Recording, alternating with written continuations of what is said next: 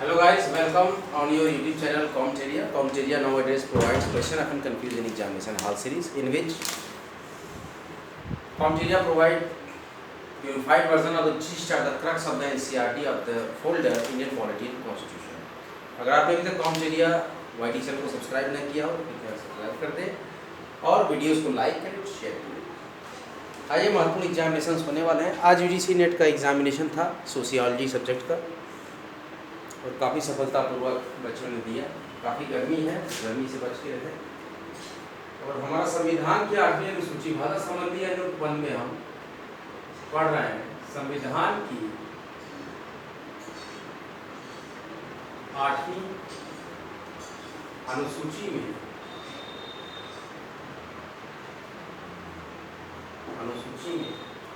22 भाषाओं का उल्लेख है। 22 भाषाओं का उल्लेख है। हमने बताया था आपको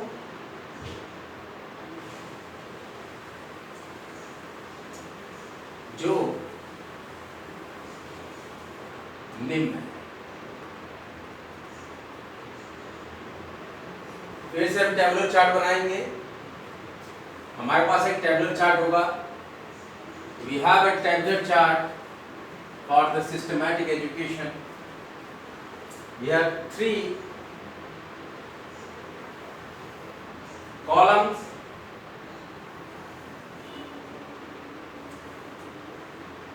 First language Asamiya. First language Asamiya. Second language Bangla. Second language Bangla. Third language Gujarati.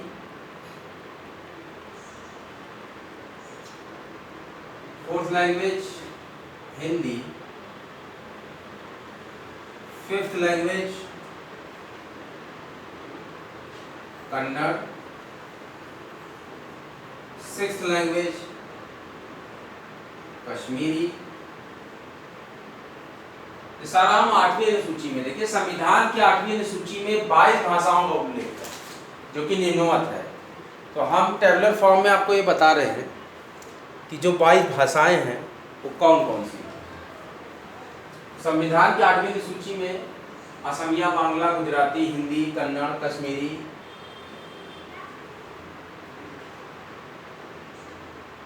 Malayalam,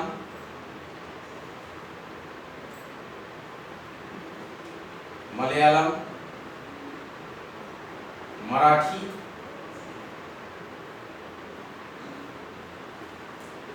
उसके बाद 9th लैंग्वेज देखिए ओडिया। ओडिशा में बोली जाती है ओडिया भाषा, ओडिया। फिर पंजाबी।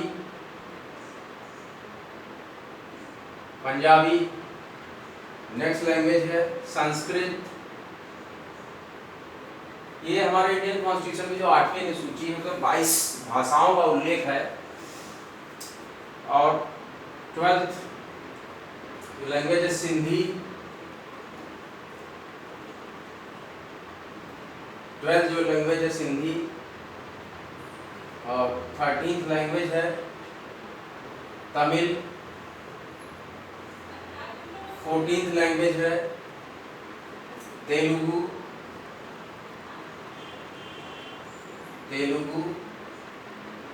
15th लैंग्वेज है उर्दू। 16th लैंग्वेज है कोंकणी। 17th लैंग्वेज है हमारे पास मणिपुरी।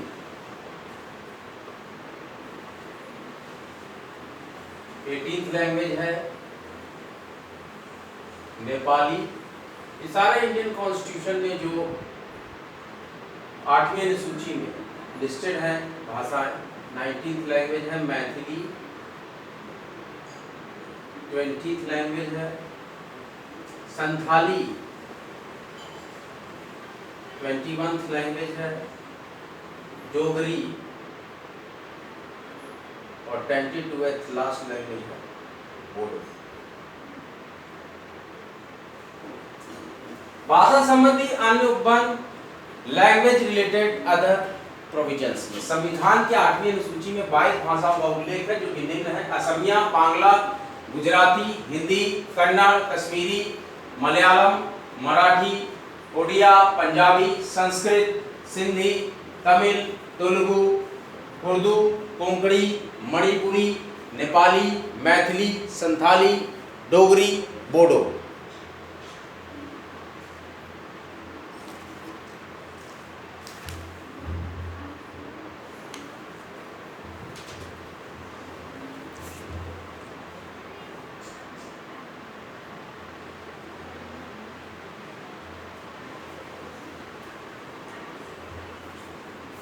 उसके बाद हम नेक्स्ट टॉपिक पढ़ेंगे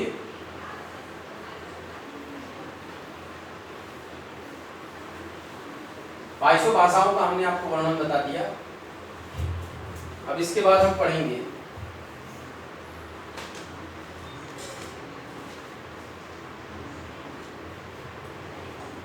भाषा, लिपि, भाषा लिपि आदि चीजों का संरक्षण।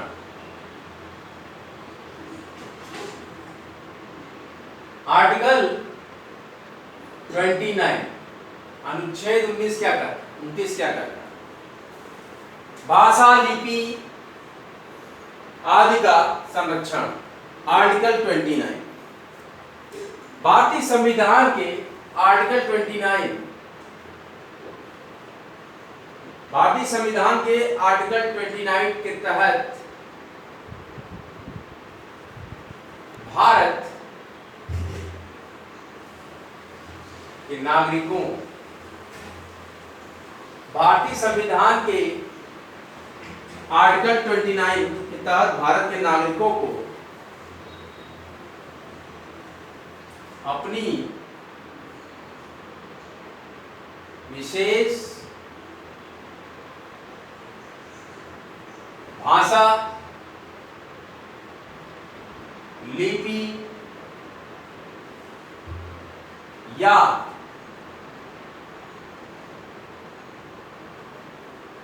संस्कृति को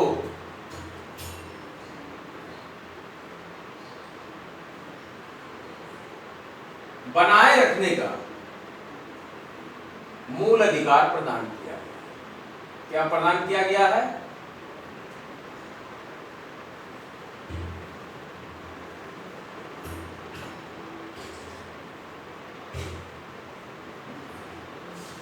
भाषा, लिपि इत्यादि का संरक्षण आर्टिकल 29। हमारे पास क्या टॉपिक है अब पढ़ने के लिए? भाषा, लिपि आदि का संरक्षण आर्टिकल 29। आर्टिकल 29 के तहत भारत के नागरिकों को अपनी विशेष भाषा, लिपि या संस्कृति को बनाए रखने का मूल अधिकार प्रदान किया गया है। यह प्रावधान भी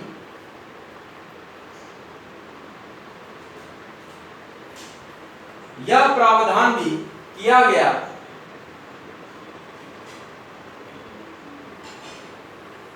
है कि राज्य द्वारा घोषित राज्य द्वारा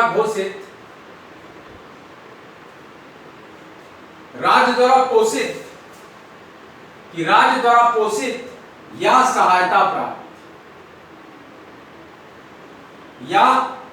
सहायता प्राप्त किसी, यह प्रावधान भी किया गया है कि राज्य द्वारा पोषित या सहायता प्राप्त किसी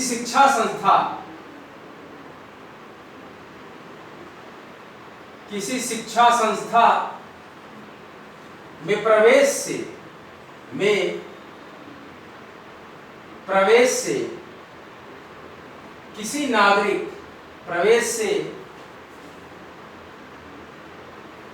किसी नागरिक को केवल धर्म, मूल वंश जाति, भाषा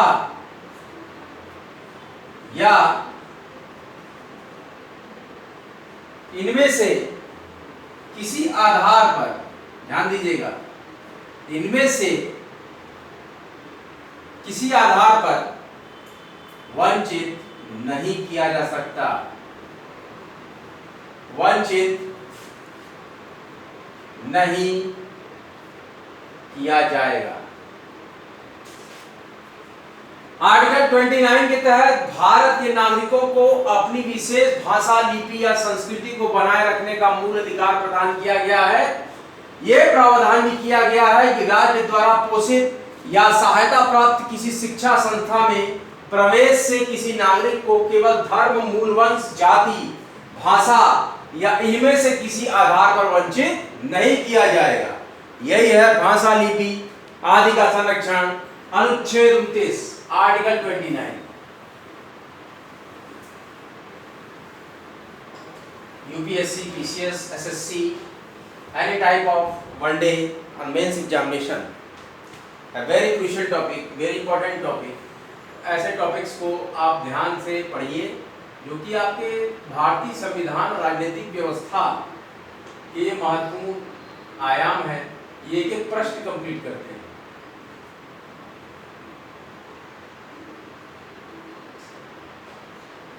हमारा टॉपिक है शिक्षण संस्थाओं की स्थापना, आर्टिकल 30। जहां पढ़ने जाते हैं, जहां आप पढ़ाते हो, उनको बोलते हैं एजुकेशनल इंस्टीट्यूशन। शिक्षण संस्थाओं की स्थापना, अनुच्छेद 30, भारतीय प्रशासनिक, भारतीय संवैधानिक व्यवस्था में जो हमारे पास आर्टिकल्स हैं, उसमें सबसे महत्वपूर्ण आर्टिकल शिक्षण संस्थाओं की स्थापना, आर्टिकल 30। आर्टिकल 30 के तहत, आर्टिकल 30 के तहत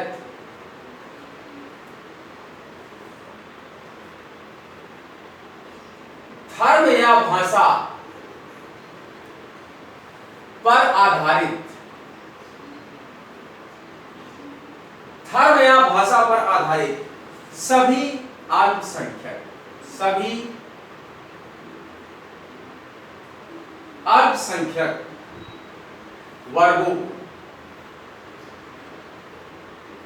वर्गों को अपनी रुचि की,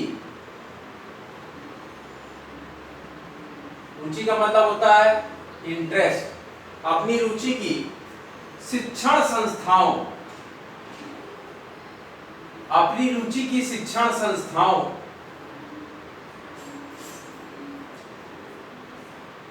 की स्थापना एवं और प्रशासन का अधिकार, प्रशासन का अधिकार प्रदान किया गया, प्रदान किया गया है। ये प्रावधान भी किया गया है, साथ ही साथ ये प्रावधान भी किया गया है कि राज्य द्वारा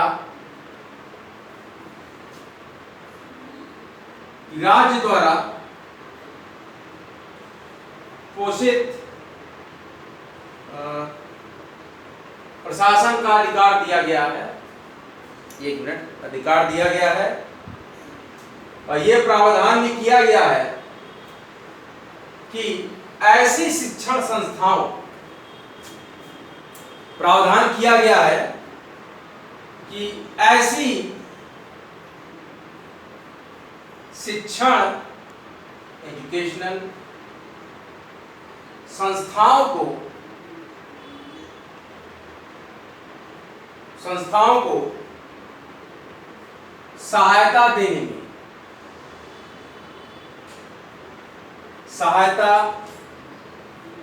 में राज्य द्वारा धर्म या भाषा के आधार पर, इस आधार पर धर्म या भाषा के आधार पर कोई भी भेद नहीं किया जाएगा।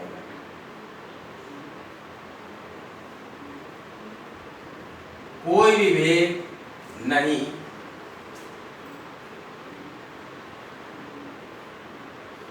किया जाएगा। शिक्षण संस्थाओं की स्थापना, शिक्षण संस्थाओं की स्थापना आर्टिकल 30, शिक्षण संस्थाओं की स्थापना आर्टिकल 30, आर्टिकल 30 के तहत धर्म या भाषा पर आधारित सभी अल्पसंख्यक वर्गों को अपनी रुचि की शिक्षण संस्थाओं की स्थापना और प्रशासन का अधिकार प्रदान किया गया है। ये प्रावधान भी किया गया है कि ऐसी शिक्षण संस्थाओं को सहायता देने में राज्य द्वारा धर्म या भाषा के आधार पर कोई भी भेद नहीं किया जाएगा।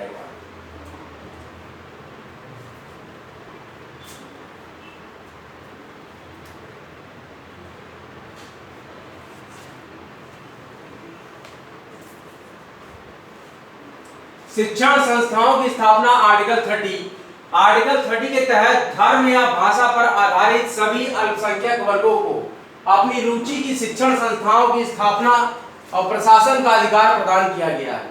यह प्रावधान भी किया गया है कि ऐसी शिक्षण संस्थाओं को सहायता देने में राज्य द्वारा धर्म या भाषा के आधार पर कोई भी भेद नहीं किया जाएगा। यह था आर्टिकल 30, शिक्षण संस्थाओं की स्थापना। Now we have discussed some other point. Language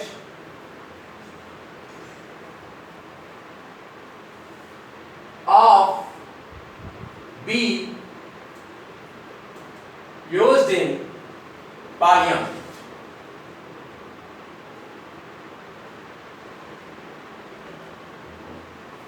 Language of be used in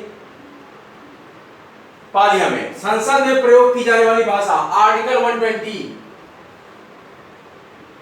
संसद में प्रयोग की जाने वाली भाषा article 120, language of be used in parliament, संसद में प्रयोग की जाने वाली भाषा आर्टिकल 120।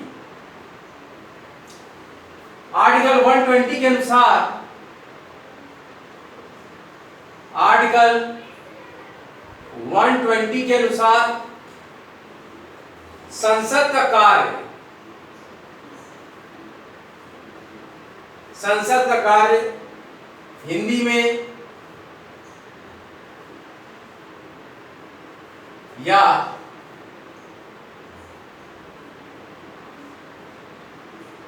अंग्रेजी में किया जाएगा।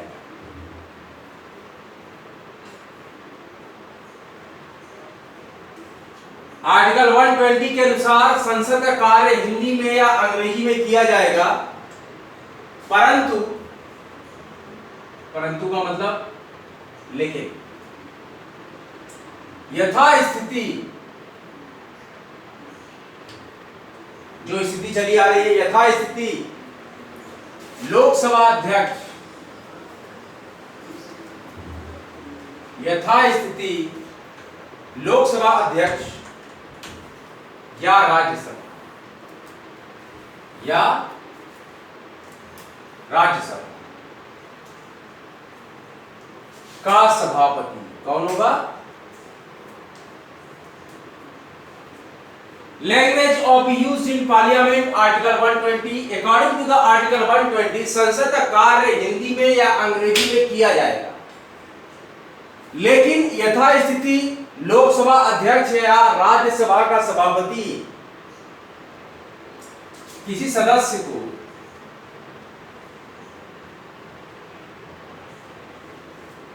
लोकसभा क्या होता है? निम्न सदन होता है। राज्यसभा क्या होता है? उच्च सदन होता है। राज्यसभा को भंग नहीं किया जा सकता। लोकसभा अध्यक्ष या राज्यसभा का सभापति किसी सदस्य को, किसको?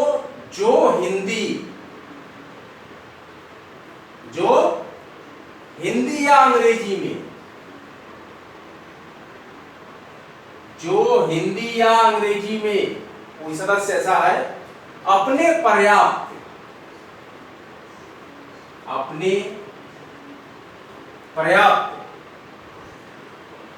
अभिव्यक्ति, भाषा की बात आ गई कि वो अपने पर्याप्त अभिव्यक्ति को हिंदी या अंग्रेजी में नहीं कर सकता। अब कंडीशन आएगी यहां पर, नहीं कर सकता, तो उसकी मातृभाषा,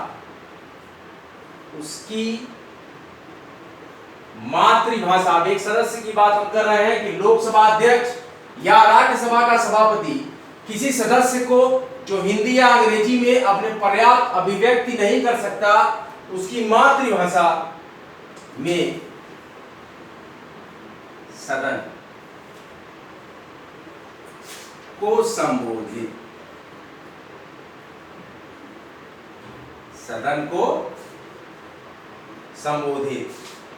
करने की अनुमति दे सकता है।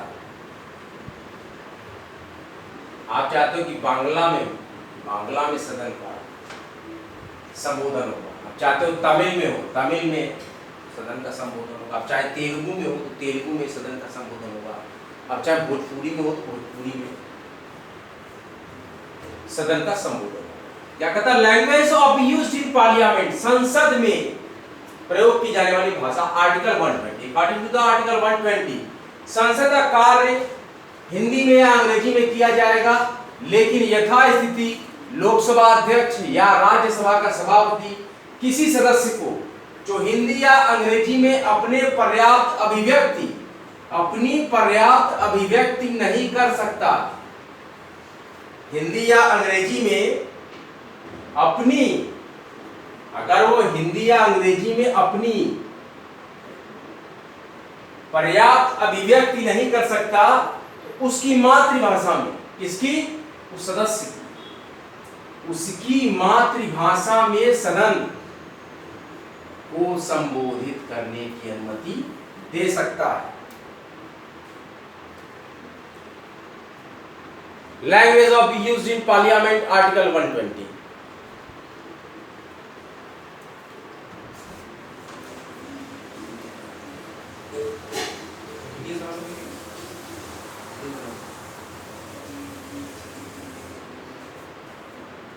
Language of used in parliament, article 120। Article 120 के अनुसार संसद का कार्य हिंदी में या अंग्रेजी में किया जाएगा। संसद का कार्य हिंदी में या अंग्रेजी में किया जाएगा, लेकिन यथास्थिति लोकसभा अध्यक्ष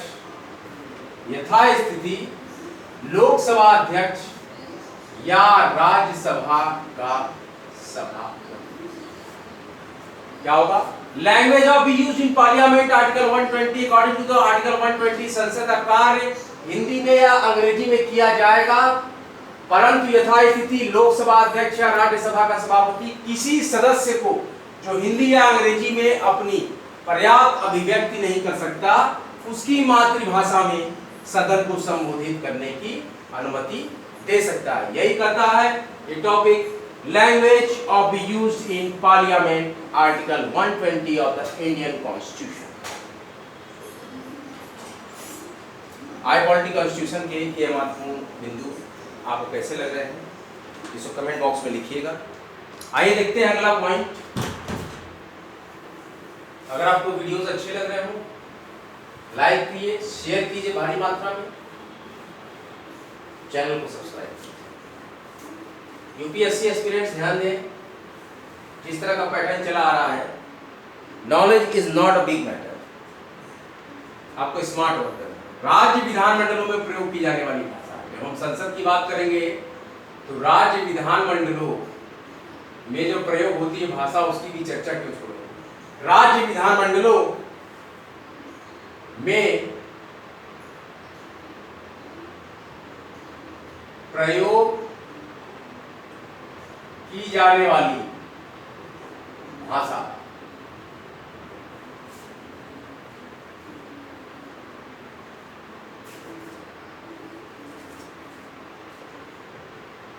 language of be used in state legislator, राज्य विधान मंडलों में प्रयोग की जाने वाली भाषा।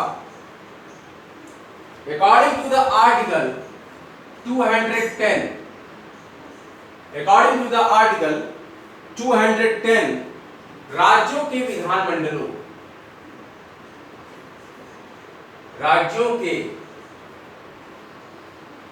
विधानमंडलों, अकॉर्डिंग टू द आर्टिकल 210, मैंने आपको कई आर्टिकल्स बताए थे, उसी आर्टिकल्स में एक है ये 210, राज्य विधानमंडलों में प्रयोग की जाने वाली भाषा। अकॉर्डिंग टू द आर्टिकल 210, राज्यों के विधानमंडलों का कार्य, राज्यों के विधानमंडलों का कार्य अपने अपने राज्य की, अपने अपने राज्य की राजभाषा, अपने अपने राज्य की राजभाषा या राजभाषाओं, एक से ज्यादा भी होती है, या राजभाषाओं, उर्दू और हिंदी, संस्कृत और हिंदी, इस तरीके से होती है राज्यों में। राजभाषाओं में या हिंदी, इसमें या तो अपने राज्य की राजभाषा या अपने राज्य की राजभाषाओं में या हिंदी में, या हिंदी में या अंग्रेजी में, इतनी भाषाएं देखिए यहाँ पर, या अंग्रेजी में किया जाएगा। सदन का संचालन किस तरीके से किया जाएगा, राज्य विधानमंडलों की भी कंडीशन है, किया जाएगा, परंतु यहां भी वही कंडीशन, यथास्थिति, सेम कंडीशन एज पार्लियामेंट, परंतु यथास्थिति विधानसभा अध्यक्ष, विधानसभा अध्यक्ष या विधान परिषद, या विधान परिषद का सभापति, विधान परिषद का सभापति किसी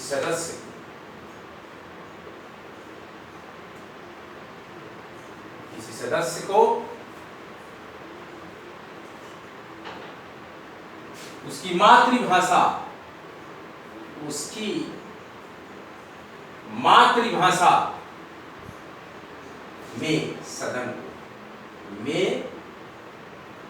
सदन को संबोधित करने, क्या होता है, सदन का संबोधन होता है, संबोधित करने की अनुमति दे सकता है, परमिशन, अनुमति दे सकता है। राज्य विधानमंडलों में प्रयोग की जाने वाली भाषा, लैंग्वेज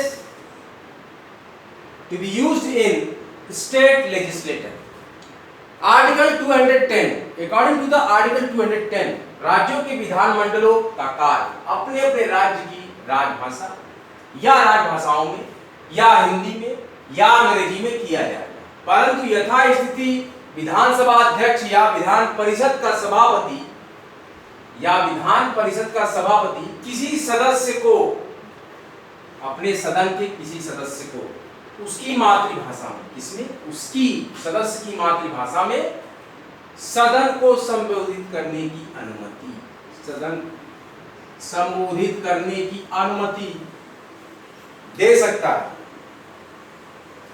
राज्य विधानमंडलों में प्रयोग की जाने वाली भाषा, अकॉर्डिंग टू द आर्टिकल 210, राज्यों के विधानमंडलों का कार्य अपने अपने राज्य की राजभाषा या राजभाषाओं में या हिंदी में या अंग्रेजी में किया जाएगा, परंतु यथास्थिति विधानसभा अध्यक्ष या विधान परिषद का सभापति किसी सदस्य को उसकी मातृभाषा में सदन को संबोधित करने की अनुमति दे सकता है। बहुत इंपॉर्टेंट टॉपिक था ये। अगला पॉइंट, संसद विधि द्वारा, संसद विधि द्वारा अन्यथा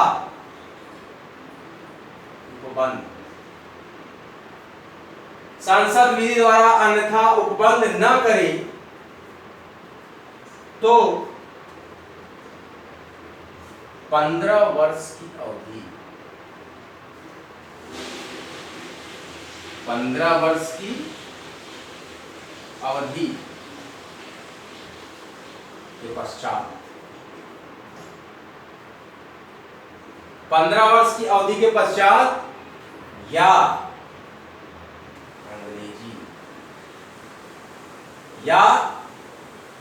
अंग्रेजी में शब्दों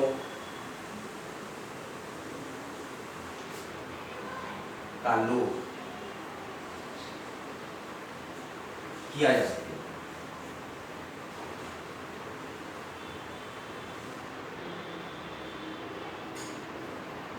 राज्य विधानमंडलों में प्रयोग की जाने वाली भाषा, language to be used in state legislator. According to the article 210, राज्यों के विधानमंडलों का कार्य अपने अपने राज्य की राजभाषा या राजभाषाओं में या हिंदी में या अंग्रेजी में किया जाएगा, परंतु यथास्थिति विधानसभा अध्यक्ष या विधान परिषद का सभापति किसी सदस्य को उसकी मातृभाषा में सदन को संबोधित करने की अनुमति दे सकता है। संसद विधि द्वारा अन्यथा उपबंध न करे, संसद विधि द्वारा अन्यथा उपबंध न करे तो 15 वर्ष की अवधि के पश्चात, 15 वर्ष की अवधि के पश्चात या अंग्रेजी में शब्दों का लोप किया जा सके। संसद विधि द्वारा अन्यथा उपबंध न करे तो 15 वर्ष की अवधि के पश्चात या अंग्रेजी में शब्दों का लोप किया जा सकेगा। Study hard, get success, study harder and harder, achieve your goal. Free education पर मुफ्त शिक्षा आपके द्वार, क्या आप है तैयार। और हमारा महत्वपूर्ण टैगलाइन है स्टडी सिलेक्शन। वीडियोस अगर आपको अच्छे लग रहे हैं, वीडियोस को लाइक करें, शेयर करें और कॉमटेरिया वाईटी चैनल को सब्सक्राइब करें।